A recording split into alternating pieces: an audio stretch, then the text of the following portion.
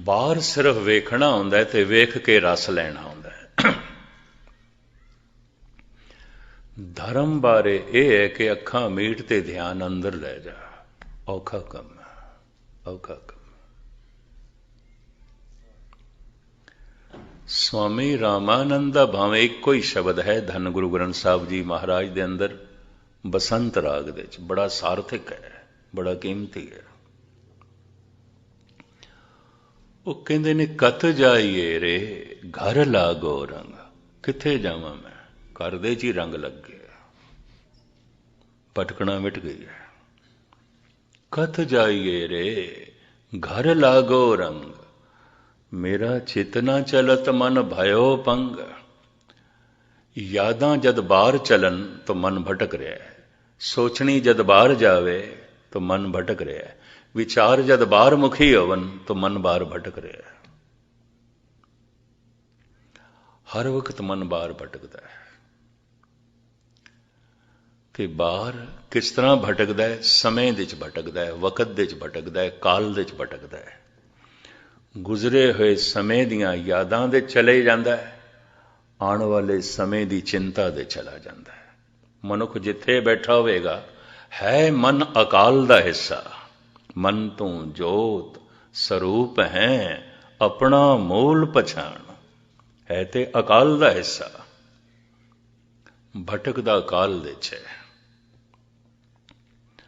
मन अकाल हो सकता है तो काल का रूप भी हो सकता है। अगर काल दे च भटकदा रहा तो बार बार शरीर मिलता रहेगा। इसे नूं कहंदे ने आवागमन। बार बार जमदा रहेगा, मरदा रहेगा, जमदा रहेगा। ये बार बार वाहन इसनूं मिलेगा। जितने चिर तक मन अचेत है सिलसिला चलता रहेगा।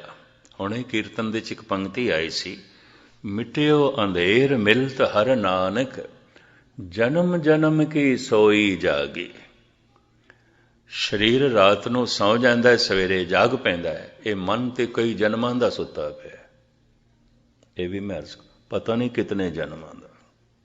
मिटियो अंधेर मिलत हर नानक, जन्म जन्म की सोई जागी।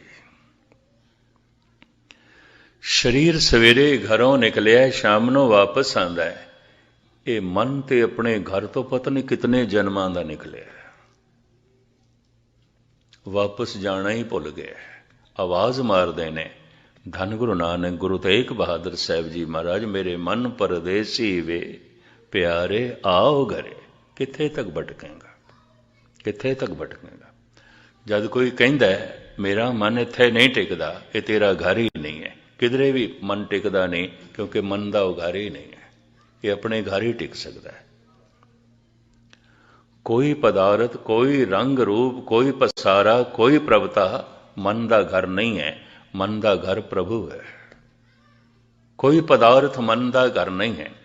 पदार्थ तन की लोड़ है, तो तन की लोड़ नूं जद मन अपनी लोड़ बना लैंदा तो इसे नूं लोभ कहंदे हैं। इसे नूं लोभ कहंदे हैं।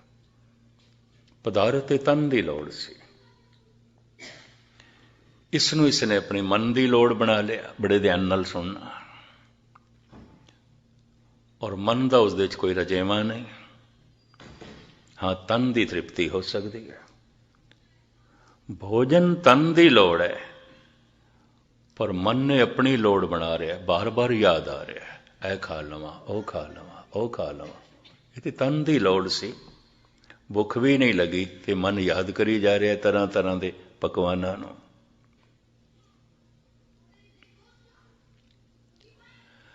मैं उस दिन भी अर्ज की सी, लोड़ां मनुख दियां सीमत ने। लोभ की कोई सीमा नहीं है। भुख की सीमा है, स्वाद की कोई सीमा नहीं है, कोई सीमा नहीं।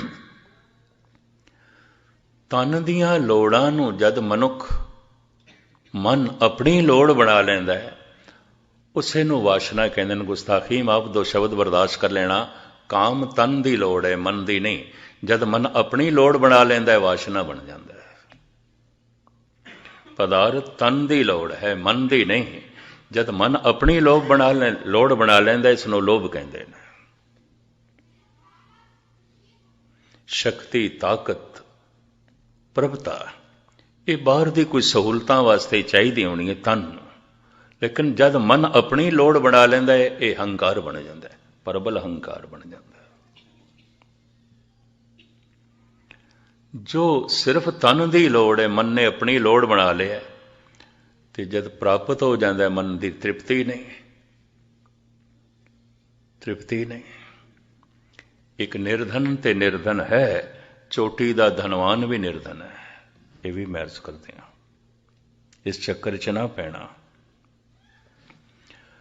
बड़े बड़े राजे महाराजे जद भिक्षु बनते हैं या किसी भिक्षु के अगों हथ जोड़ के खड़े होंदे ने, उदों हैरानगी आउंदी, लै हैगे ते राजे महाराजे, ये करदे की पैना।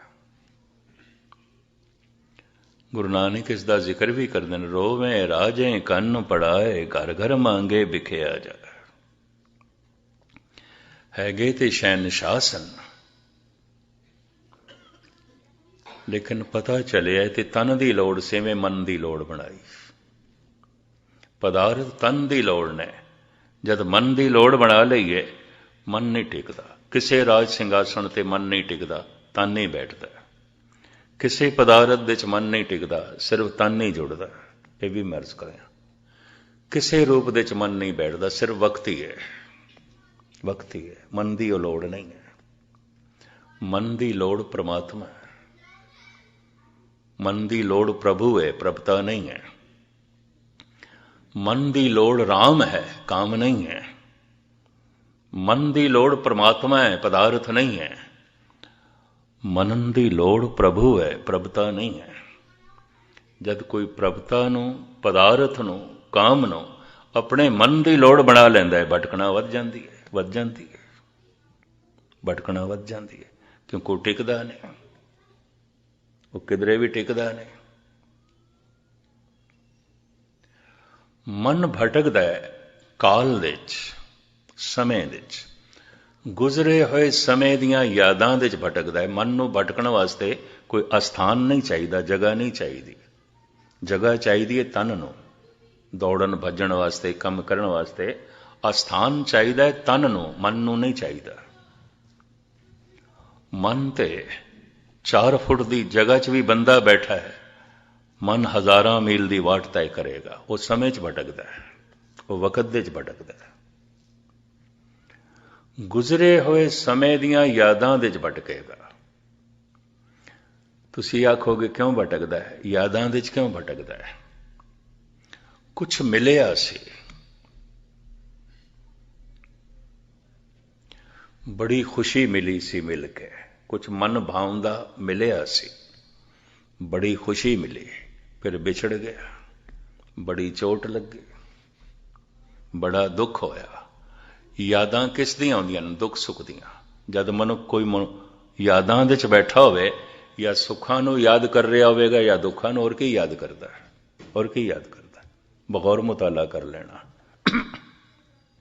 आप सारे सियाणे बैठे हो। कुछ मिलिया सी, कुछ भी मिलिया सी, कोई पदार्थ मिलिया सी, मित्र मिलिया सी, पुत्र मिलिया सी, भरा मिलिया सी, कोई प्रभुता मिली सी, कुछ भी मिलिया सी, मिल के बड़ी खुशी हुई सी, याद आउंदी है, फिर बिछड़ गई।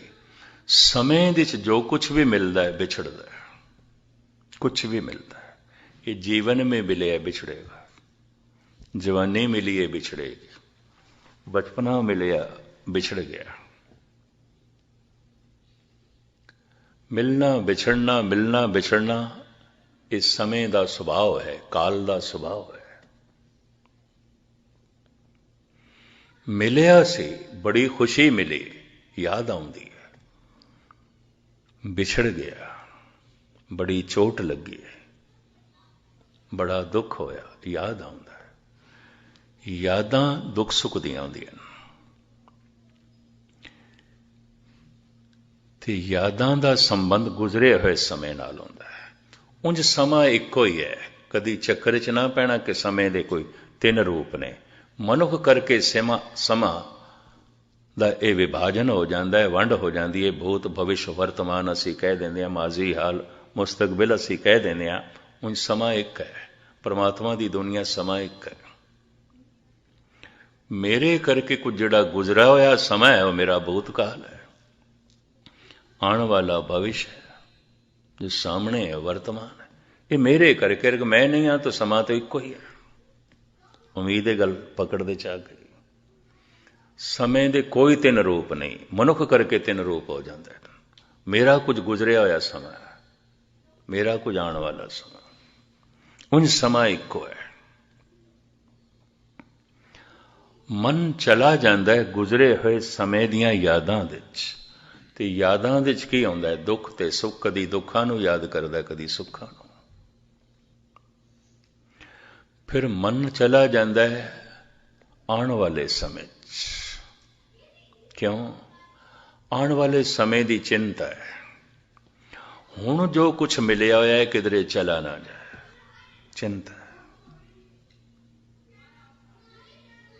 पहले तो इस तरह होया, जो मिलिया बिछड़िया, जो मिलिया बिछड़िया। बचपना मिलिया चला गया, जवानी मिली चली गई।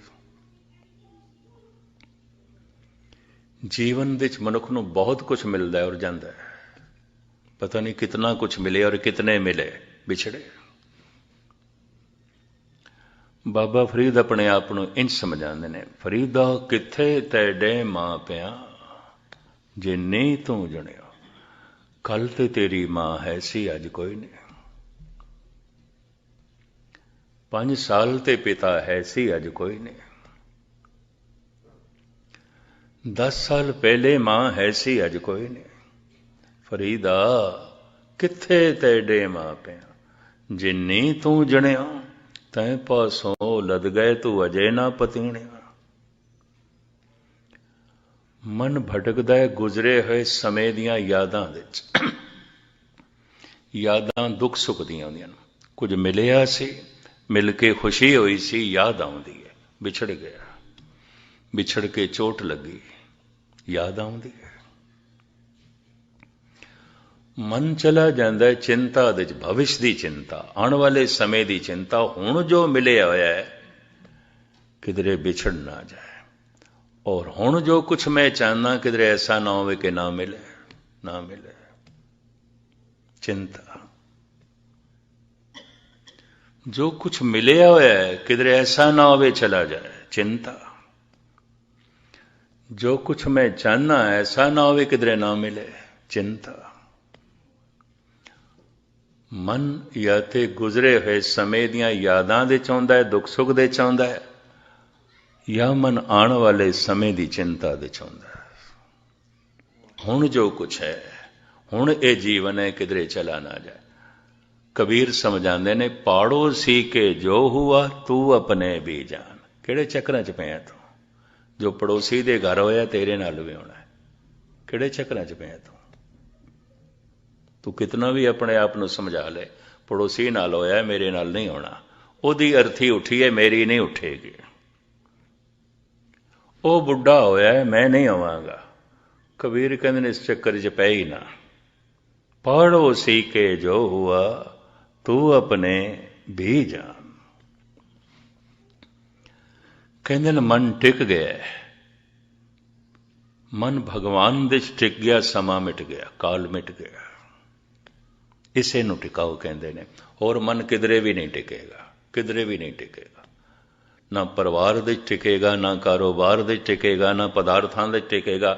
कोई भी मनोरंजन होवे ओ उतने चिर तक ही मन का परचावा हो सकता है जितने चिर तक मन की दुनिया च ओ पुराना नहीं होया। ते पुराने ते नवें का फासला कितना है पता है? जो नहीं देखिया नवा है, वेखदे ही पुराना हो गया।